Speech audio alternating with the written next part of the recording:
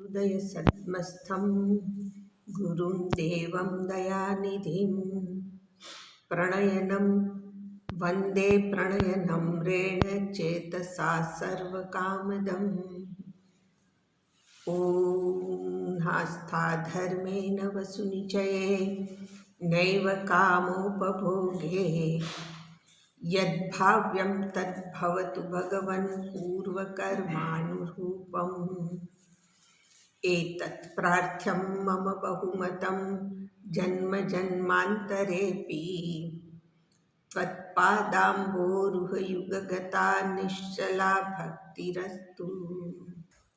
ભક્તના સંદર્ભમાં એની વિલક્ષણતાને જોતા હતા.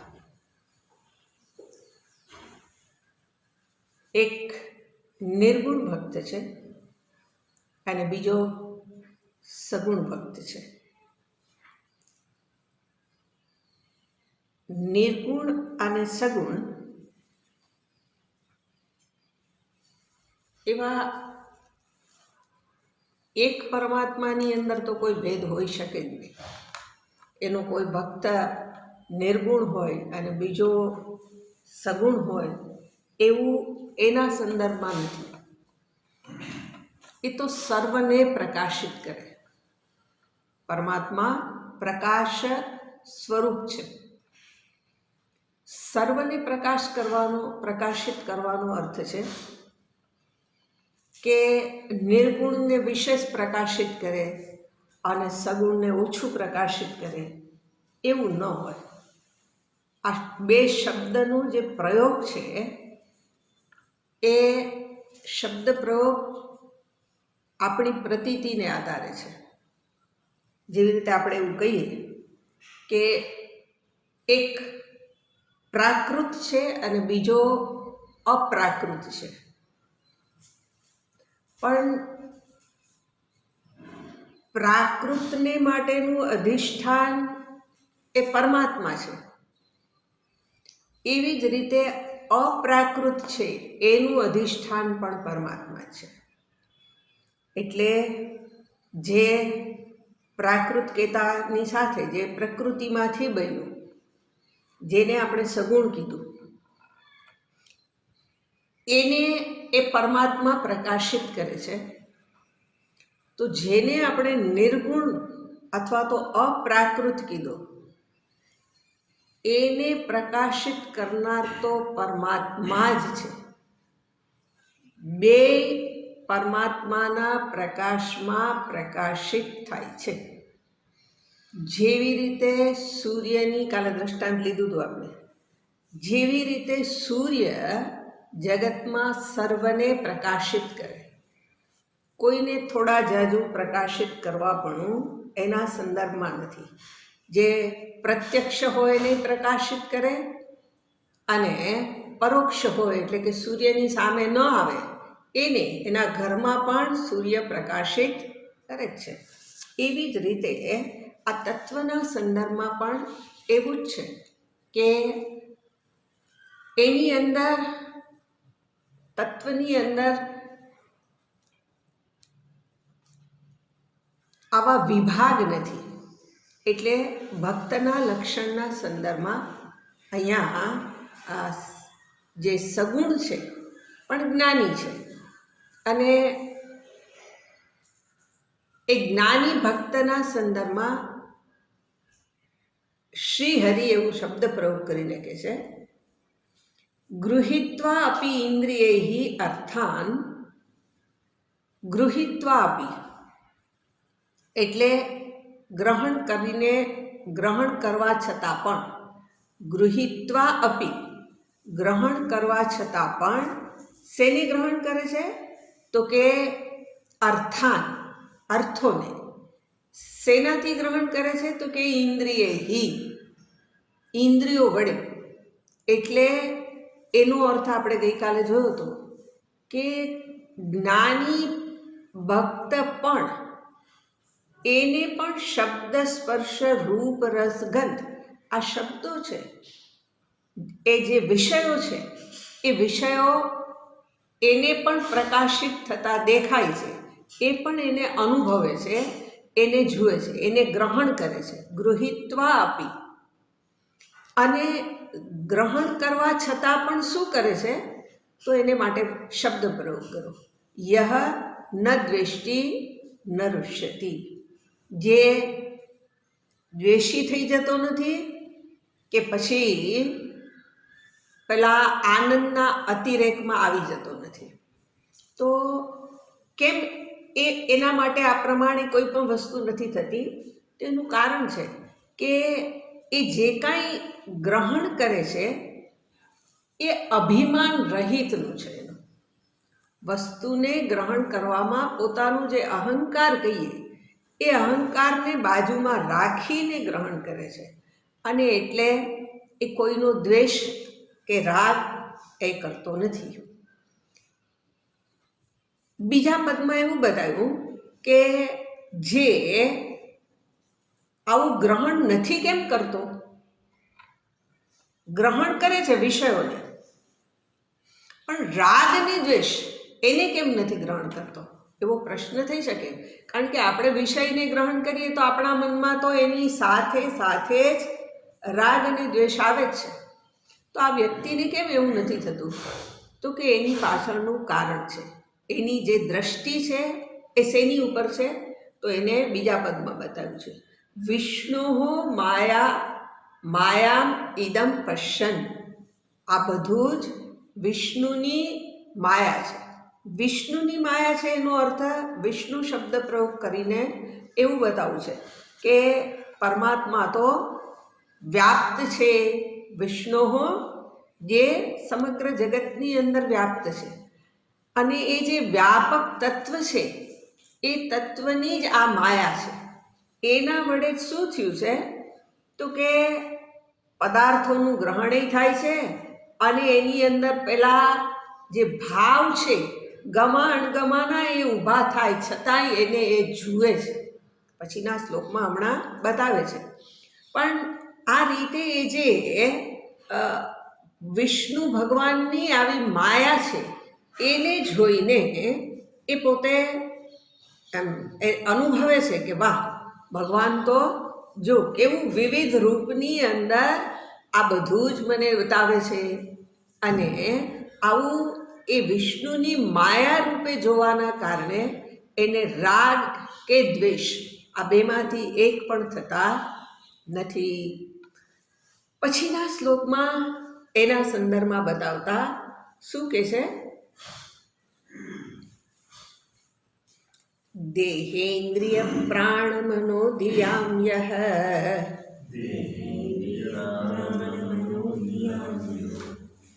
જન્માપ્યયક્ષુદય તર્ષકૃચ્છૈઃ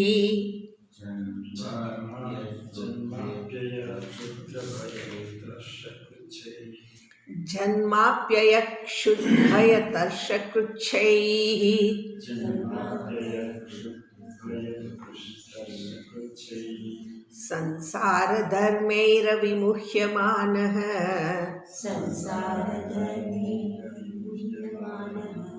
સ્મૃત્યા હરેર્ભાગવત પ્રધાનઃ.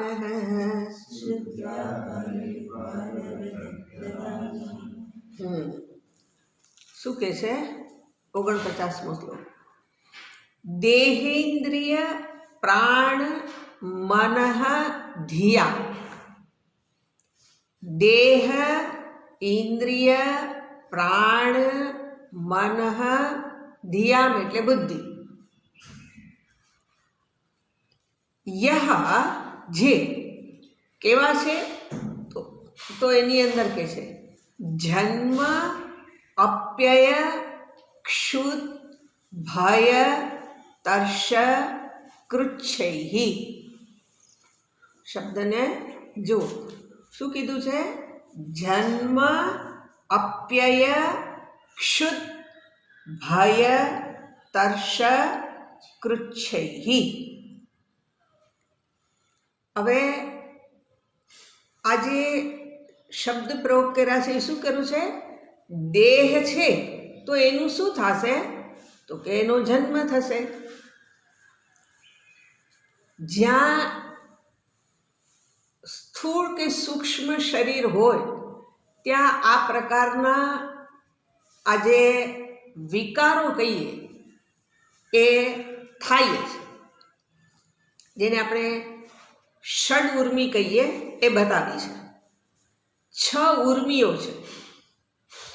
એ શેની સાથે સંકળાયેલી છે? તો કે આપણા દેહ, ઇન્દ્રિય, મનની સાથે. એટલે બધા શબ્દ પ્રયોગ કર્યા: દેહ, ઇન્દ્રિય, પ્રાણ, મન અને બુદ્ધિ. ત્યાં શું થાય છે?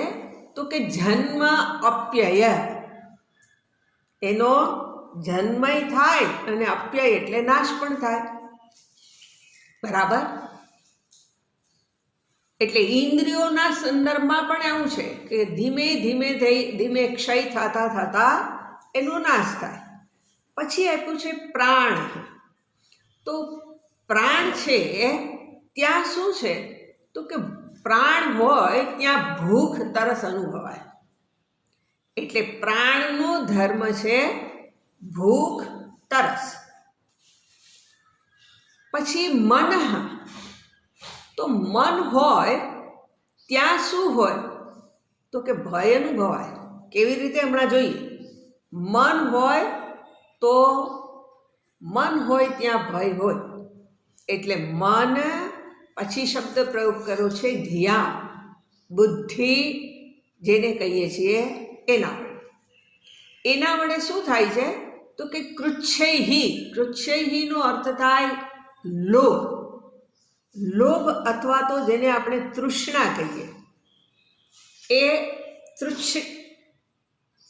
કૃચ્છૈહિ. કૃચ્છૈહિ એટલે તૃષ્ણા અથવા તો લોભ. આ બધું જ શું છે? તો બીજા પદમાં કહે છે સંસાર ધર્મ. આ બધા જ સંસારના ધર્મો છે. સંસાર ધર્મૈહિ. આ ધર્મો વડે અવિમુહ્યમાન, જે મોહિત થઈ જતો નથી. હવે આપણે તો એવું જોઈએ છીએ, આપણી ઉપર તો આનું સંમોહન ચાલે જ છે. એટલે ભૂખ તરસ લાગે તો આપણે રાડારાડી કરી જ મૂકીએ. એટલે જે એ શું છે? તો કે આ જે ઉર્મિઓ છે એનાથી આપણે સંમોહિત છીએ. પણ અવિમુહ્યમાન, જે મોહિત થઈ જતો નથી એની પાછળનું કારણ કે છે પછીના ચોથા પદમાં સ્મૃત્યા હરેહે. શું છે? હરિની સ્મૃતિ છે. હરિની સ્મૃતિ વડે સંમોહિત ન થવાની પાછળનું કારણ છે જે ભગવાન શ્રી હરિ એના મનમાં સ્મૃતિ છે. અને આવી જેને ભગવાનની સ્મૃતિ હોય એની માટે કે છે એ ભાગવત પ્રધાન. એ કોણ છે? ભગવાનનો પ્રથમ પ્રકારનો ભક્ત છે.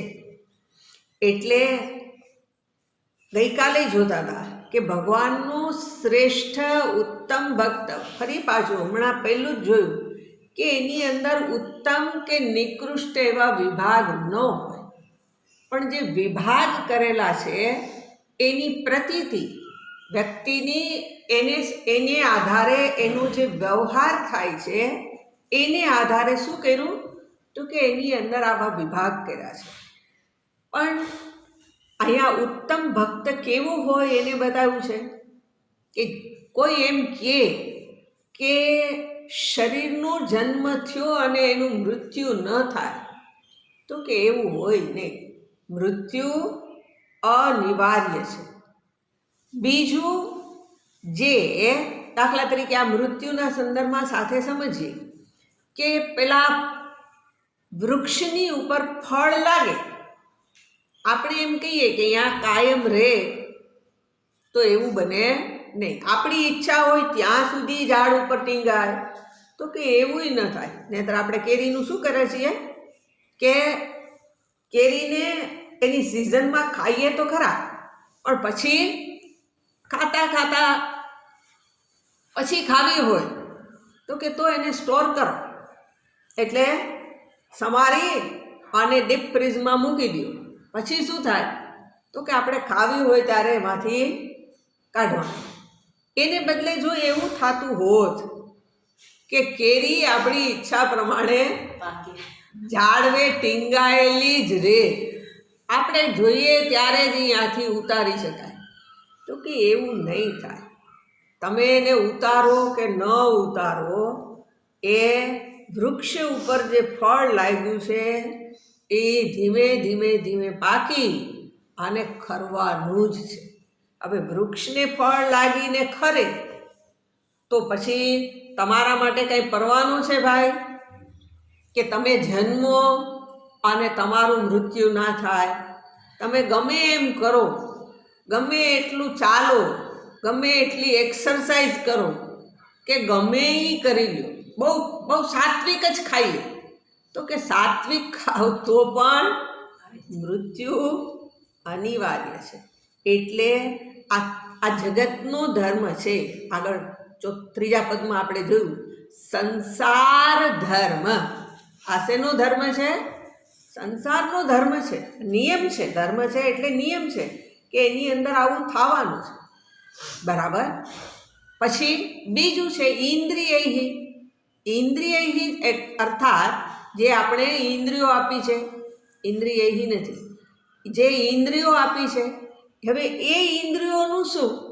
તો કે એનાથી તમે પરિશ્રમ ન કરો તો નહીં ચાલે. તમે તમારા હાથ પગને વાળીને એક જગ્યામાંથી તમે એમ નક્કી કરી નાખો કે મારે કચરા પોતું નથી કરવું, મારે વાસણ નથી કરવા, મારે કપડાં નથી ધોવા, તો કે કાંઈ વાંધો, એ તમે કરાવી લો. પણ આનું નામ જ છે કર્મેન્દ્રિય, અને એટલે કર્મ કર્યા વિના રે નહીં. કર્મ કરવું એ કર્મેન્દ્રિયોનું, અને સામે વિષય આવે તો એનું જ્ઞાન કરવું એ જ્ઞાનેન્દ્રિયો, એનો એ ધર્મ છે. એના સંદર્ભમાં એની પ્રવૃત્તિ થશે જ. ત્રીજું છે પ્રાણ. તો પ્રાણ હોય એટલે આપણને ખબર છે કે શરીરની અંદર પ્રાણ સતત ચાલે 24 કલાક. એની ચાલવા રૂપી ક્રિયા છે. એ ક્રિયા થાય છે એટલે ત્યાં એના શું કહેવાય, ઓઇલિંગ માટે કયો કે એને બનાવેલ રાખવા માટે, એની પાસેની પ્રવૃત્તિ કરાવવા માટે એને ભૂખ તરસ લાગે છે. એટલે પ્રાણનો ધર્મ છે. કોઈ એમ કે મને ભૂખ નથી લાગતી, હું ખાતો નથી, તો એવું હોય નહીં. ભૂખ નથી લાગતી, ખાતો નથી, અને તોય પાછો ગગડા જેવો તો હોય જ, તો એ પછી શું સૂચિત કરે છે કે દેખતા ખાતો નથી. એમ ખાતો નથી પણ દેખતા નથી ખાતો. તું રોટલી કે રોટલો ખાજો એ હું નથી ખાતો, પણ કાંઈક તો ખાવ જ છું, પીવે છું. એટલે ખાતો પીતો નથી અને પ્રાણ એમને એમ ચાલે એ શક્ય નથી. એટલે પ્રાણ જે છે એની પ્રવૃત્તિ થાય તો એ સૂચિત કરે છે કે અહીંયા ભૂખ તરસ હોય જ. કોઈ એમ કે આના વિના મારે ચાલે, તો કે ન ચાલે. એ ખાતો પીતો છો, બરાબર. એટલે ત્યાં સુધી આપણે એવું સાંભળેલું છે કે પેલા યોગીઓ ખાતા નહીં, પણ વાયુને પીતા, વાયુનું પાન કરતા, પછી એવી વનસ્પતિ ખાતા, અથવા તો પેલા સૂર્યમાંથી આહાર લેતા હતા. જેમ વનસ્પતિ સૂર્યમાંથી જ પોતાનો ખોરાક બનાવે, એમ સૂર્યમાંથી પણ આહારને મેળવી શકાય. આ આવડત જોઈએ, આ ટેકનિક આવડતી હોય તો એમ પણ થઈ શકે. પણ આ બધું આપણે આપણું જૂનું કાંઈ રહેવા નથી દીધું. એવું કેનારાની પાસે આપણે શીખ્યા નહીં અને એટલે આપણે જ્ઞાનથી રહિત થઈ ગયા. એટલે પણ છતાંય ખાધા પીધા વિના ચાલે નહીં. વાત માત્ર એટલી છે કે પ્રાણન ક્રિયા છે તો એની અંદર આ ચાલતું જોઈએ. એટલે યોગીઓ દિવસો સુધી જે રહી શકે એની પાછળ આવું કંઈક કારણ છે. બરાબર. ચોથું છે જેને આપણે મન કીધું છે. દેહ, ઇન્દ્રિય, પ્રાણ, મન. હવે મન કહેતાની સાથે એ મનની અંદર ભય ન અનુભવાય એવું શક્ય નથી. કારણ કે જગતની અંદર પ્રિય અપ્રિય વસ્તુઓ આપણને હોય અને એ પ્રિયનો વિયોગ થાય એનો ભય રહેશે. અપ્રિય જોતું નથી ને સામે આવીને ઊભું રહે તો એનોય ભય છે. મને નથી જોઈતું અને સામે આવ્યું તો એ ભય અનુભવવાનો જ છે. પ્રિય વ્યક્તિ છે એની સાથે રહેવું જ છે, પણ એની સાથે છૂટા પડવાનો ભય રહે જ છે. એટલે આજે મન છે ત્યાં પણ શું છે તો કે આ પ્રિયતા અપ્રિયતા હોય અને એ જોઈતું હોય કે ન જોઈતું હોય એમાંના કોઈ પણ સંજોગોમાં વસ્તુ આપણી સમક્ષ આવે એટલે ભય અનુભવાય. અને પાંચમું છે ધ્યાન. ધ્યાન અર્થાત બુદ્ધિ વડે. એટલે બુદ્ધિ વડે શું થાય છે તો કે આપણું મન એવું નક્કી કરે કે આજે તો અત્યારે તો ખાવાનું છે, પણ પછી તો કે પછી હોય કે ન હોય આપણે થોડુંક ભેગું કરી રાખો તો શું થાય, થોડાક દિવસ તો હાલશે, ભેગું કરેલું અછત ઊભી થશે તો થોડાક દિવસ તો એનો લાભ મળશે. એટલે સંગ્રહ વૃત્તિ, ભેગું કરવાની ઈચ્છા પણ જ્યાં બુદ્ધિ હોય ત્યાં એ આવવાની છે. એટલે અત્યારે મારી પાસે છે પણ ભવિષ્યમાં પણ મારે જોઈતું હોય તો મને કામ આવે, એના માટે સંગ્રહ વૃત્તિ. તો અહીંયા શ્લોકની અંદર બતાવ્યું જન્મ, અપ્યય એટલે નાશ, પછી ક્ષુદ એટલે ભૂખ, ભય આપણે સર્વને માટે વિદિત જ છે, બધા ભયને જાણીએ જ છીએ. પછી છે તર્ષ. તર્ષનો અર્થ થાય તરસ લાગવી, પાણીની ઈચ્છા થવી, તર્ષ. અને કૃચ્છ એનો અર્થ છે લોભ અથવા તો તૃષ્ણા. તો આ જે શરીર છે એના સ્તર ઉપર આ જે અહીંયા કીધી એ લાગણીઓ અનુભવવાની, અને એને માટે અહીંયા શ્રી હરિ એવું કહે છે કે આ સંસારના ધર્મ છે. જ્યાં જ્યાં આ અનુભૂતિ હોય એ સર્વ સંસાર અંતર્ગત છે. એટલે શરીરધારી હોય અને એને આ અનુભવ ના હોય એવું શક્ય નથી. આ ઉર્મિઓ છે જે મનમાં જન્મતા ભાવ છે. હવે એ જન્મે છે પણ અજ્ઞાની તરીકે શું થાય છે તો આપણને આ જે કંઈ ઉર્મિ છે એ આપણને આપણા સ્વસ્થતાથી રહેવા નથી દેતી, આપણને હલાવી જ દે. જ્યારે જ્ઞાની પુરુષના સંદર્ભમાં અહીંયા એવું કહેવું છે કે એ અવિમુહ્યમાન, આપણે દીનહીન બની જાય. ભૂખ લાગી હોય તો એવી લાચારી આવી જાય કે મને તમે થોડુંક દઈ દો, બસ પાણી હોય કે ખાવાનું થોડુંક પણ આપી દો. તો એ જે વ્યક્તિની અંદર દીનતા આવી જાય, હીનતા પણ આવી જાય, પોતાને નિકૃષ્ટ સમજવા માંડે. આ બધા જ ભાવ થઈ શકે. પણ જે શ્રી હરિની જે શું કરે છે એની સ્મૃતિ છે ભગવાનનું ભજન કરતાં કરતાં જેને એની સ્મૃતિ છે, સતત સ્મૃતિ બનેલી રહે છે, એનું સ્મરણ કરતો રહે છે, તો આ સંમોહન એની ઉપર થતું નથી. એટલે અવિમુહ્યમાન, એટલે નહીં, મુહ ઉપરથી મોહ બન્યું, અવિમુહ્યમાન, વી પણ ઉપસર્ગ છે. તો હવે આજે ભગવાનનું સ્મરણ કરતા કરતા જે ભાવ, એટલે એનો અર્થ એવો થઈ ગયો કે આપણે પણ આનાથી ઊંચે ઉઠવું હોય તો શું કરવું રહ્યું? જ્યારે ભય અનુભવાય, ભૂખ તરસ આપણને આમ ચેનથી રહેવા ન દેતા હોય, તો કે ત્યારે ભગવાનનું ભજન કરવું. એટલે એનાથી શું થશે? તો કે જે વસ્તુ સામે પરિસ્થિતિ આવીને ઊભી છે એને જોતા આવડી જશે. મોહ સંમોહન ન થવાનું માત્ર જ કારણ આટલું છે કે જ્યાં સ્મૃતિ છે પરમાત્માની, અને તો એની ઈચ્છા હોય તો આપણે એવું સમજાય છે કે ઈશ્વરની ઈચ્છા હોય, આ દેહનું પ્રારબ્ધ હોય તો એને ક્યાંયથી પણ આવીને મળે છે, ન હોય છતાં સામે આવીને મળે.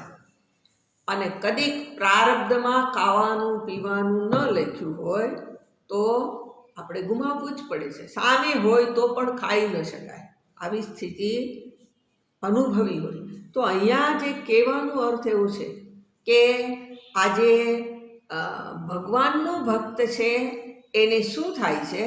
તો કે આ કોઈ પણ વસ્તુ એને ચિંતિત કરી દેતો નથી, અથવા તો એ પોતે બધા જ સમયમાં એ ભગવાનના ચિંતનમાં અથવા તો એના સ્મરણમાં એ પોતે મગ્ન રહે છે. તો આ શ્રેષ્ઠ ભગવત ભક્ત છે. બરાબર. એટલું જ નહીં, હજી પણ એ જ્ઞાની ભક્તના જ સંદર્ભમાં લક્ષણો આપેલા છે, જેમાં શું કહે છે?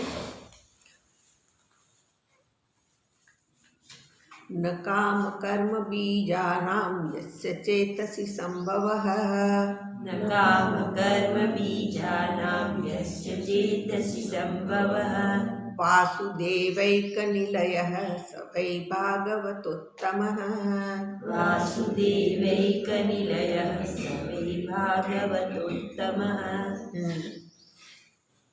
ન કામ કર્મ બીજાનામ યસ્ય ચેતસી સંભવઃ, યસ્ય ચેતસી, જેના ચિત્તની અંદર શું નથી? તો કે છે કામ કર્મ બીજાના. કામ કર્મ એટલે ક્રિયા, અને એનું બીજ,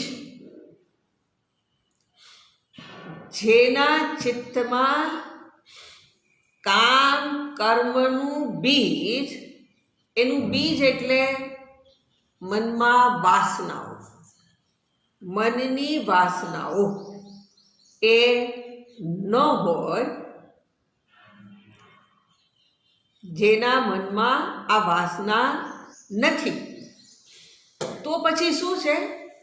તો કહે છે કે વાસુદેવ એક નિલય, એ ભગવાન વાસુદેવ છે, એ જ એનું ઘર છે, એ જ એનું નિવાસ સ્થાન છે. અને સહ વૈ ભાગવત ઉત્તમ, એ ભગવાનનો ઉત્તમ ભક્ત છે. કોણ ભગવાનનો ઉત્તમ ભક્ત છે? તો કે જેના ચિત્તની અંદર કામના અને કર્મનું બીજ પડેલું ન હોય, અર્થાત વાસના ન હોય. વાસના હોય એટલે તો જગતમાં આવવાનું થયું. એટલે જે જગતમાં આપણને લાવનાર આપણી વાસનાઓ છે. તો પહેલાથી અહીં શું કહેવું છે કે હૃદયની અંદર આ તો પડેલા જ છે. હૃદયમાં એટલે અંતઃકરણમાં, અંતઃકરણની અંદર કામના અને કર્મનું બીજ તો છે જ, એ જ સંસાર ચક્રમાં આપણને ફેરવે છે. એટલે જે આ મનમાં ન હોય એવું નથી, પડ્યું જ છે. તો હવે શું થશે? તો કે સામે પદાર્થ ઉત્પન્ન થયો એટલે આપણી નજરમાં આવ્યો અને એની સાથે જ મનમાં સંકલ્પ જન્મે. બધા જ સંકલ્પ નથી જન્મતા, પણ સંકલ્પ કયો જન્મે છે? તો કે પેલા ચિત્તની અંદર પૂર્વના સંસ્કારો પડેલા છે. એ સંસ્કાર જ્યારે જાગૃત થાય ત્યારે શું થશે? તો કે એને અનુરૂપ સામે વિષય આવશે. એ વિષય આવે અને મનમાં સંકલ્પ જન્મશે. શું સંકલ્પ જન્મશે? આને હું લઉં, આને ભોગવું કે નહીં. બેમાંથી કોઈક એક પ્રકારનો સંકલ્પ જન્મવાનો છે. એ સંકલ્પ જન્મે એની અંદરથી મને મજા આવી તો શું થશે? હવે આ વસ્તુ ફરી પાછી મારે જોઈએ છે. એટલે આ જે ચિત્ત છે એની અંદર જે સંસ્કાર છે એની અનુરૂપ વિષયના સંદર્ભમાં મનમાં સંકલ્પ થયો. એ સંકલ્પ થતાની સાથે હું એ વસ્તુને મેળવવા પ્રયત્ન કરું અને પ્રયત્ન કરું એટલે ફરી પાછું એ પાકું થાય. શું પાકું થાય છે? આ વસ્તુ બહુ સરસ છે એવું દેખાડ્યું કોને મને? મારા જ ચિત્તમાં પડેલા સંસ્કારે. સારું કે ખરાબ જે પણ મને દેખાડનાર છે એ મારું મન જ છે. અને એનું જ નામ આ ચક્ર છે. ચક્ર ચાલવું એટલે શું? તો કે અંદર પડ્યું છે પરિસ્થિતિ. એ જ્યારે એને જાગવું હોય ત્યારે એવી પરિસ્થિતિનું નિર્માણ થાય. નિયંતાએ શું કરવાનું? આપણને જે ઈચ્છાઓ હોય એની પૂર્તિ કરવા માટે એવી પરિસ્થિતિ આપણી સમક્ષ મૂકી દે. એ મૂકી દે અને પછી આપણે શું કરીએ? તો કે સામે આવ્યું એટલે આપણને એમ છે કે આપણા માટે જ આવ્યું છે અને એટલે આવ્યું છે તો એને ભોગવી લો. ભોગવ્યા પછી પાછા એના સંસ્કાર જમા પડે છે. એટલે એ જે સંસાર ચક્ર છે એ ફરતું જ રહે. વ્યક્તિ એમાં ફસાયેલો જ પડ્યો રહે. વિવેક નથી જાગૃત થતો. પણ હવે આમાં કેવું છે? તો કે વિષય સામે આવે ને આપણે તણાઈ ગયા. તણાયા કેમ? તો કે સામે વિષય આવ્યો.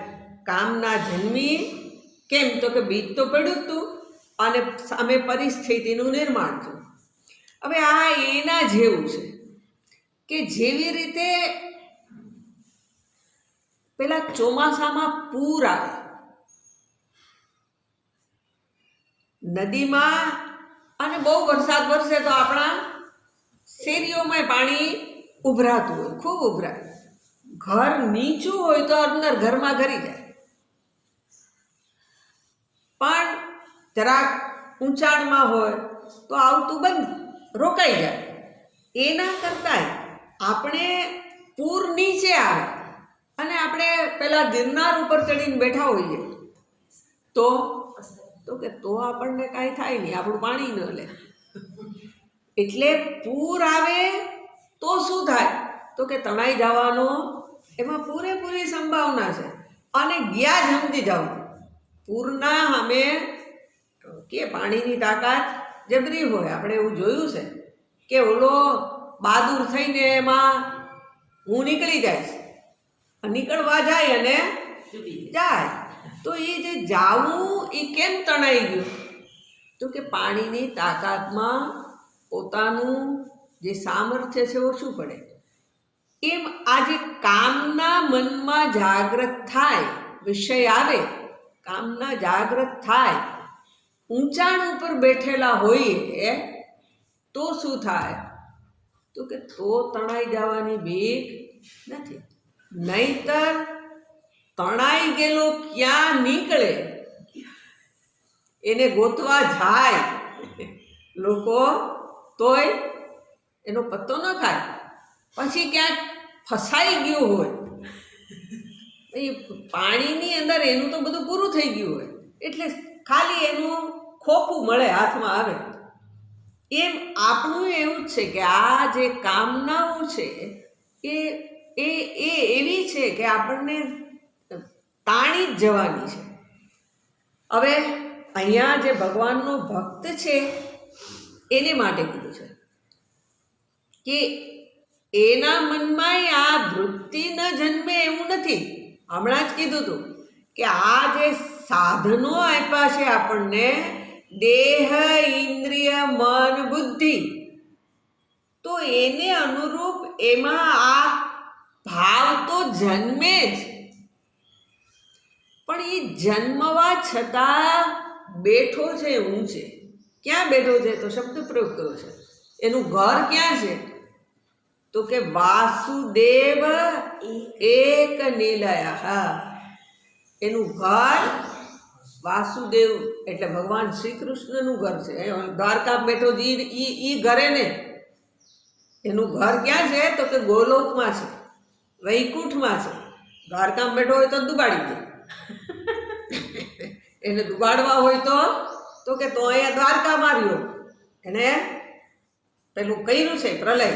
તો એ જે વાસુદેવના સંદર્ભમાં અહીંયા બતાવવું છે એવું કે ભગવાન તો વૈકુંઠમાં કે ગોલોકમાં સ્થિત છે, જે અહીંયા કરતાં તો ક્યાંય ઊંચું છે, એનો એણે આશ્રય કર્યો છે. એટલે ભગવાનની સાથે બેઠો છે. એટલા માટે શું થશે? તો કે એટલા માટે મનમાં વાસના પણ જન્મશે નહીં. કારણ કે વાસુદેવની જ સન્નિધિ છે, જે સ્વયં શુદ્ધ છે એની જ સન્નિધિ છે. એટલે મનમાં કામનાઓ પણ નથી જ જન્મવાની, અને જન્મે તો એમાં તણાઈ જવાનું નથી. એ સ્થાન છે એની રક્ષા કરી લેશે. એટલે ગિરનાર ઉપરથી આપણે એવું કાંઈ પણ જોઈએ તો આપણને આપણું પાણી ન હલે. પાણી ન હલે કેમ? આપણે જ્ઞાની થઈ ગયા. કેમ જ્ઞાની થઈ ગયા? તો કે ઉપર ચડીને બેઠા. એક્સિડન્ટ થાય, નીચે જોઈએ તો આપણે ધ્રુજી જાય કે ઓહો આ તો જો કેવું થયું. પણ ઉપર હોઈએ તો થાય એવું તો બધું. એવું એનો કોઈ હિસાબ જ ન માંડાય. એટલે આજે વાસુદેવ એક નિલય, જે ભગવાન જ જેને માટે શું છે?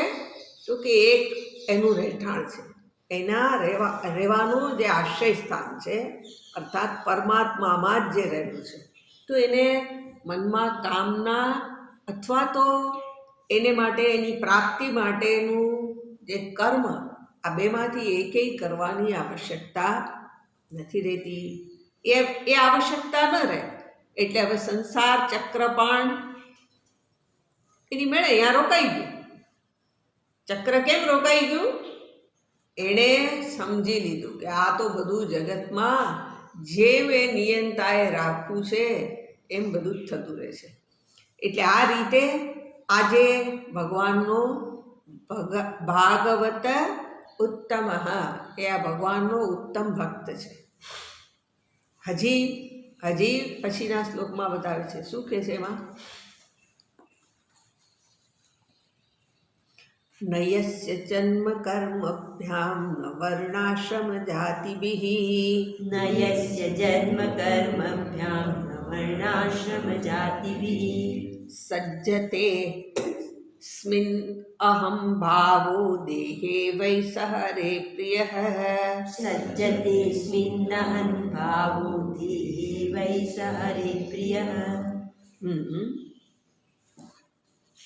યસ્ય ન પછી યસ્ય જન્મ કર્મભ્યામ ન, જેને માટે જન્મ અને કર્મ આ નથી. બીજું કે છે ન વર્ણ આશ્રમ જાતિભિઃ, જેને માટે વર્ણ આશ્રમ કે જાતિ પણ નથી. બરાબર. એટલે વર્ણ આશ્રમ અને જાતિ નથીનો અર્થ શું થશે? તો જાતિ એની સાથે વ્યક્તિને તાદાત્મ્ય હોય કે હું આ કુળનો છું, એ કુળનો હોઉં તો હું સૌથી ચડિયાતો કહેવાઉં. એટલે આશ્રમને આધારે તો કે એમાં વ્યક્તિને અહંકાર થાય. અહીંયા શું કહે છે? જેને જન્મ કર્મભ્યામ, આ બે વડે, જેને જન્મ અને કર્મને આધારે અથવા તો વર્ણ આશ્રમ અને જાતિ વડે દેહે અહમ ભાવ ન સજ્જતે, દેહમાં હું એવો ભાવ નથી જન્મતો. બરાબર? તો એ શું છે? તો કે વૈ સહ હરેહે પ્રિય, સાચે જ એ ભગવાન હરિને પ્રિય છે. એટલે અહીંયા ભગવાનનું ભક્ત કોણ છે? તો એને બતાવ્યું છે. શ્રેષ્ઠ ભક્તનું લક્ષણ છે કે જેને દેહમાં હું ભાવ નથી. દેહમાં હું ભાવ નથી. દેહમાં હું ભાવ ન હોય એટલે એ શ્રેષ્ઠ બની ગયો. હવે એવું કહેશે, એ એવું કહેવાનું કારણ શું છે?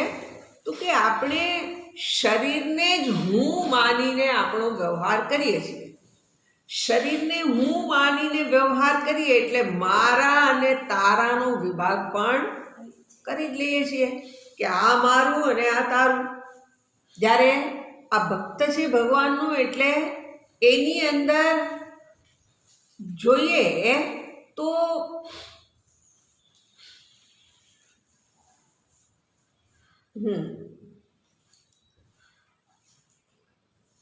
જે કાંઈ પણ કરીએ એમાં દેહ ભાવ નહીં રહે એવું નથી. હવે એ દેહ ભાવ રહે એટલે શું થાય? જુઓ, એ દેહ ભાવ સાથે હું ભગવાનની ભક્તિ કરું તો ભક્તિ શું કરવાની કરું છું? તો કે આ જગતના સુખ મને મળે. ભગવાનની ભક્તિ હું શું કરવાની કરું છું? મારી વ્યવસ્થા બધી એવી રહેવા દે કે મારે ક્યારેય તકલીફ પડે નહીં. એટલે હું ભગવાનની ભક્તિ કરું. બીજું, અહીંયાથી બધું મળેલું હોય ને અહીંયા મને તુષ્ટિ હોય, મળ્યું હોય કે ન મળ્યું હોય, ન મળ્યું હોય તો જેટલું છે એનાથી સંતોષ હોય.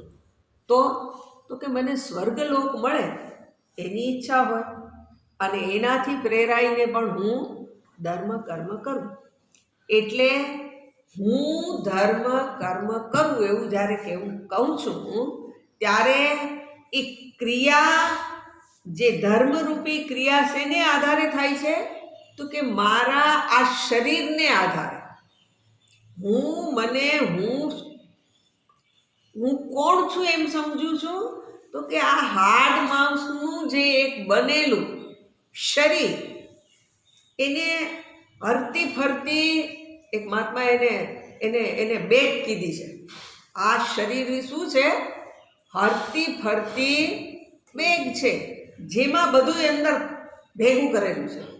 હાડ, માંસ, રુધિર, બધું જ, કૃમિ ને બધું. તો એ બધું ભેગું કરેલું છે એવું જે શરીર. એટલે જો ધર્મ કર્મ કરવાની અંદર સૂચિ પાડવી પડે. આમાં તમે કાંઈ પણ નાકમાં આંગળી નાખો, કાનમાં નાખો, ધોવા જોઈએ હાથ. લેટ્રિન બાથરૂમ જાઓ તો કે તો નાહવું પડે. આ બધું સૂચિ છે. કેમ? તો કે તમારે ધર્મ કર્મ કરવું છે માટે. ધર્મ ક્રિયા કરવી છે, એ ભગવાનને માટે પૂજા અર્ચના કરવી છે. તો આ પ્રમાણે તમારે તમારી સૂચિ પાડવી જોઈએ. હવે આપણે આજે સૂચિ પાડવાવાળી વાત જે કીધી, તો એ શરીરના સ્તર ઉપર છે. સૂચિ ક્યાં પાડીએ છીએ આપણે? શરીરને ચોખ્ખું રાખવું એમ. હવે શરીર કહેતાની સાથે આપણું આ જે શરીર છે એ કાંઈ ગોલોકમાં ન જઈ શકે. શરીરથી હું ગોલોકમાં ન જઈ શકું. આપણે પેલી પુરાણની વાર્તા છે કે શરીર સાથે એ સ્વર્ગમાં જવા નીકળો અને પેલા ઇન્દ્રએ શું કર્યું? ધક્કો માર્યો, ત્રિશંકુ. ત્રિશંકુ એને ત્યાં જ રોકી દીધો. ધક્કો મારવાની વાત તો એ બીજાની છે, પણ આને ત્યાં રોકી દીધો. અને રોકીને શું કીધું? તો કે હવે એટલે ન ધરતીનો રહ્યો, એનું નામ ત્રિશંકુ એટલે પડ્યું, ન ધરતીનો રહ્યો, ન સ્વર્ગમાં સ્થાન મળ્યું, ટીંગાઈ ગયું. એ હજી ટીંગાય જ છે. ત્રિશંકુ હોય એનું શું થાય? તો કે ટીંગાતો જ રહે. ક્યાં? તો કે અવકાશમાં. કારણ કે યોગ્ય પ્રવૃત્તિ જ કરી ન હોય એટલે. પણ આપણે તો જો જોઈએ કેવું છે આપણું, એટલી જ વાત કે આ શરીર સાથે હું ગોલોકમાં ન જઈ શકું. શરીર છે મારું એ હાડ માંસનું જ બનેલું છે, એમાં અશુચિ જ ભરેલી છે. તો પછી ગોલોકમાં જવા માટે સાધન શું? તો આગળ આવ્યું હતું કે જ્યાં ઉત્તમ ભાવ હોવો જોઈએ. ભક્તિ કોનું નામ છે? જ્યાં ઉત્તમ ભાવના હોય, એટલે ભાવમય દિવ્ય શરીર હોય એનાથી ગોલોકમાં જાઓ. અહીંયા જ હોઈએ અને ગોલોકમાં જવું હોય તો ભાવનાને આધારે જઈ શકાય. હવે એ જે ભાવનાને આધારે જઈ શકાય, તો અહીંયા બતાવ્યું છે કે આપણું શરીર છે એ શરીર તો માતા પિતાથી બનેલું છે. જ્યારે પેલી ભાવાત્મક જે અભિવ્યક્તિ છે એ ગુરુએ આપેલી છે, એટલે એ શરીર મારું સૂક્ષ્મ થઈ જશે. તો આજે જેને હું પરમાત્મા કહું છું એની પ્રાપ્તિ આ સ્થૂળથી નથી થતી. કેનાથી થાય છે? તો કે સૂક્ષ્મથી. મને જે પેલું સૂક્ષ્મ જ્ઞાન પ્રદાન કર્યું હોય, જે સમજદારી આપી હોય, એનાથી પરમાત્માની પ્રાપ્તિ થાય છે. સ્થૂળ શરીરથી નહીં. સ્થૂળ શરીરથી વ્યક્તિ એવું વિચારવા જાય કે અહમ બ્રહ્મ અસ્મિ, તો કે એવું ક્યારેય થઈ શકે નહીં. અને એટલે આપણે આ પરબ્રહ્મ પરમાત્માની પ્રાપ્તિ કરવી હોય તો શું કરવું જોઈએ? તો એને માટે બતાવ્યું છે કે માતા પિતાની હારે આપણા શરીરનું તાદાત્મ્ય હોય, એટલે વર્ણ જાતિની સાથે પણ તાદાત્મ્ય થવાનું જ છે. અને એટલે એ શેને આધારે થયું છે? તો કે શરીરના આધારે. શરીરને જ હું સમજું છું. શરીરને જ હું સમજું એટલે પોતાના કુળનું અભિમાન હોય. અહીંયા જે કીધું છે ને, જન્મ ક્યાં થયો? તો કે બ્રાહ્મણ કુળમાં. આ ઉત્કૃષ્ટ કુળ છે, એનું મને અભિમાન હોય. એનો અભિમાન ક્યાં થાય છે? તો એને બતાવ્યું જ છે એમને. અહમ ભાવ સજ્જતે અસ્મિન દેહે. આ દેહની અંદર આ હું ભાવ થાય છે. હવે હું ભાવ જે થાય છે એનો અર્થ એવો થઈ ગયો કે વ્યક્તિએ આધ્યાત્મિક ઉન્નતિ કરવી હોય તો અહંકારને બાજુમાં કરવો પડે. એટલે હું બ્રાહ્મણ જાતિનો છું એ અહંકાર છૂટે નહીં તો પરમાત્માની પ્રાપ્તિ ન થાય. પરમાત્માની પ્રાપ્તિ માટે શું કરવું પડે? એટલે પછી કીધું કે જાતિના ભેદ ભૂલી જવાના.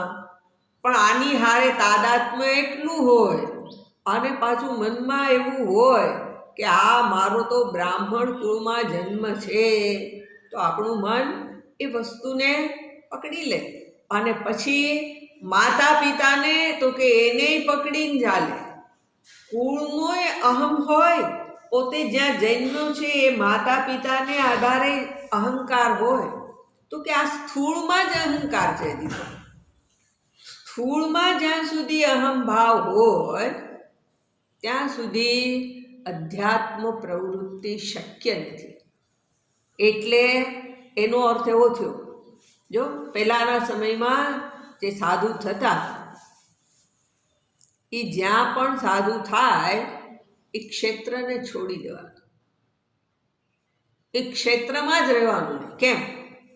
તો કે અહીંયા બધા જાણીતા જ મળે અને હું કોણ છું એની મારી જે મારે ભૂસવું છે એ ભૂસવા જ ન દે, મને એની હારે જોડેલો જ રાખે.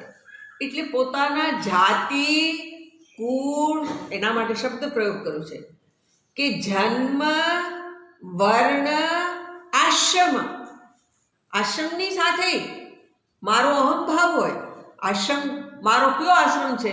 તો કે બ્રહ્મચર્ય આશ્રમ, અથવા તો શ્રેષ્ઠમાં શ્રેષ્ઠ કયો? તો કે સંન્યાસ આશ્રમ. તો સંન્યાસ આશ્રમનો અહંભાવ હોય, પણ એ અહંભાવ ક્યાં છે? હું સંન્યાસી એટલે કોણ સંન્યાસી? શરીર, જેને એક પ્રકારના કપડાં પહેરાવી દીધા, કેસરી રંગના કપડાં પહેરાવી દીધા અને શું થયું? એ તો ફેશન હોય કેસરી રંગની, તો એ કપડાં પહેરે. કપડાં પહેરે એટલે એ સંન્યાસી થઈ જવાય? તો કે ના ના, સંન્યાસી બનવા માટે શું કરવું પડે? આ શરીર સાથેનો ભાવ છૂટવો જોઈએ. માતા પિતા સાથેનું જે પોતાનું આ કુળમાં હું જન્મ્યો છું એવું જ્યાં કંઈક અહંભાવ હોય, એની હારે જોડાણ હોય, તો વ્યક્તિએ છોડવું જ પડે. આ અભિમાન છૂટ્યા સિવાય આધ્યાત્મિક ઉન્નતિ ન થાય. પોતે જીવન જીવે પણ જે અધ્યાત્મ ભાવ કે હું એ પરમાત્મા જ છું, આ સિદ્ધિ માટે આ બધું જ છૂટવું જ જોઈએ, ન રહેવું જોઈએ એવું બતાવ્યું છે. એટલે આ પ્રકારનું અભિમાન ન રહે. બરાબર? તો એ હું સંન્યાસી છું એ પ્રકારનું અભિમાન પણ જ્યાં આ દેહની અંદર ન રહે તો શું થાય? તો કે એનો અર્થ એવો થયો કે અહંભાવ છૂટ્યો એટલે ભગવાનને પ્રિય બને. એટલે એ હમણાં જેમ જોયું હતું કે એને માટે શું કરવું પડે? તો કે ઊંચાઈ ઉપર જઈને બેસવું પડે. ક્યાંય તણાઈ ન જવું હોય તો શું કરવાનું? ઊંચાઈ ઉપર બેસવાનું. ઊંચાઈ ઉપર જઈએ ત્યાં વળી આપણે પાછા આને સંસ્કાર જ હોય ને, એટલે શું થાય? તો કે જે પ્રકારના સંસ્કાર હોય એને આધારે એને આમે કંઈક આવીને ઊભું જ રહે. એટલે ગિરનારમાં જાય તો હરેલા ભરેલા પેલા વૃક્ષો ને બધું જોઈ અને એ ગમી જાય.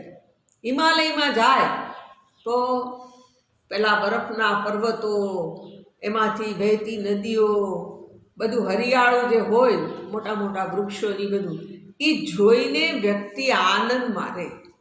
પણ જ્યાં સુધી આ હું કોણ છું એ સંદર્ભમાં વિચાર જ ન થાય, અધ્યાત્મ વિચાર જ ન થાય, તો એવું એકાંત મળે એ પણ વ્યક્તિને ફાયદો ના કરે.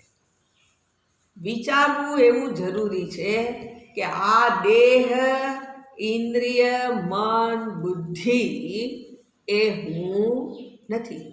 એટલા માટે જેને આ દેહ, ઇન્દ્રિય, મન, બુદ્ધિમાં અહંભાવ ન સજ્જતે, જેને થઈ જતો નથી, સહ વૈ હરેહે પ્રિય, આ ભગવાન શ્રી હરિને પ્રિય છે. અર્થાત આ ભગવાનને ભક્ત ગમે છે. બરાબર? એની સાથે જ હજી એ પછીના શ્લોકમાં શું કહે છે?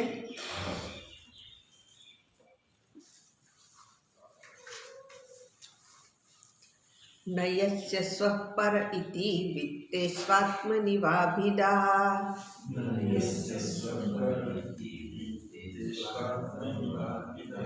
સર્વભૂત સમશાંત સ વૈ ભાગવતોત્તમઃ. સર્વભૂત સમશાંત સવે ભાગવતોત્તમઃ. શું કે છે? ન યસ્ય સ્વઃ પરઃ ઇતિ, જેને, યસ્ય એટલે જેને, જેને શું નથી?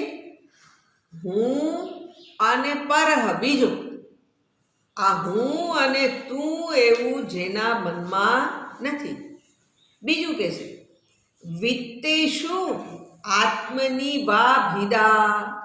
વિત્તેષુ એટલે ધનની અંદર.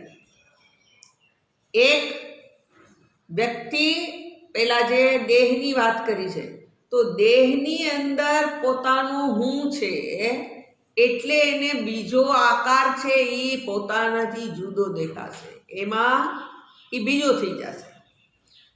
ધન, હવે દેહમાં હું છું, પરિણામે બીજું આવશે મારું, એટલે એને માટે કે છે વિત્તેષુ, ધનની અંદર. ધનમાં શું છે? વિત્તેષુ આત્મની, આત્મની એટલે પોતાનું, વા ભિદા અથવા તો પછી બીજાનું. એટલે જ્યાં ધનની અંદર પણ શું થાય છે વ્યક્તિને, તો કે આ મારું છે અને આ તારું છે. તો આ પ્રકારના ભેદ એની અંદર થાય છે. પણ આવા ભેદ થાય ત્યારે કે છે સર્વભૂત સમઃ, જે કેવો છે? સર્વ જીવોની અંદર, સર્વ પ્રાણીની અંદર સમઃ, જેને સમભાવ છે. હું, મારું, તારું, આવા ભેદ નથી. કહેવાનો અર્થ સમ છે એટલે સમતા ક્યાં છે? આ મારો દેહ છે ને આ તારું છે એવા ભેદ નથી. આ વસ્તુ મારી છે અને પેલી તારી છે એવા ભેદ નથી. હું આવે એટલે મારું તારું આવે છે. એટલા માટે કે છે સર્વભૂત સમઃ શાંત. પરિણામે એ કેવો છે? તો કે આવા ભેદ નથી, બધામાં સમભાવ છે, પરિણામે શાંતિ છે. શાંત સહ વૈ ભાગવત ઉત્તમ. જેને હું મારાનો કે એવો વિભાગ જેના મનની અંદર નથી, તો એને કોઈ શત્રુ કે મિત્ર પણ નથી રહેતા. અને પરિણામે શું છે? તો કે આ સમગ્ર સૃષ્ટિ પોતે જુએ છે કે મને દેહ મળેલો છે એ નિયંતાએ આપેલો છે, અને બીજાને મળેલો દેહ પણ નિયંતાએ જ આપેલો છે. મને જે કાંઈ મારી વ્યવસ્થા માટે જે કંઈ અપાયેલું છે એ નિયંતાએ આપ્યું છે, તો બીજાને પણ એને અર્થે જ છે. એટલે જગતની અંદરની જે કંઈ પણ વસ્તુઓ છે એ વસ્તુની અંદર મારી કે બીજાની એવા વિભાગ જેના મનમાં બચતા નથી, તો એને માટે કહે છે કે એ શું છે?